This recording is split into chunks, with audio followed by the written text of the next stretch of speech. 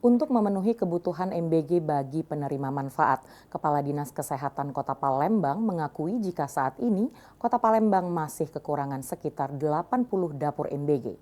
Lantaran saat ini hanya ada 115 dapur MBG yang terdaftar.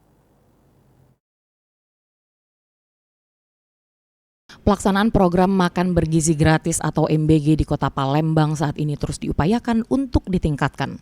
Mengingat saat ini jumlah dapur MBG di Kota Palembang masih belum ideal.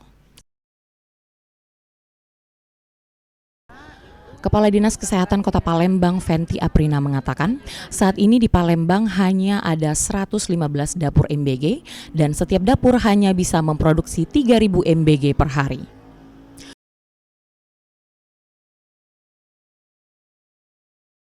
Jumlah tersebut belum bisa memenuhi MBG bagi penerimaan manfaat di Palembang yang mencapai sekitar 600.000 orang, mulai dari anak sekolah, bayi, balita, dan ibu hamil.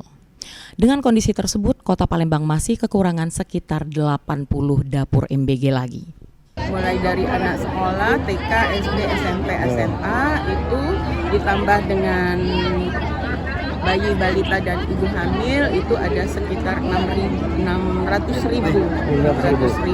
Kan dari dapur tadi 100 berapa itu Bu? Mungkin masih kurang nggak? Masih kekurangan, memang masih kekurangan dapur ya. Sekitar berapa Bu kalau sekarang yang sudah terdaftar itu sekitar 115, mungkin sekitar 80 dapur lagi ya untuk memenuhi.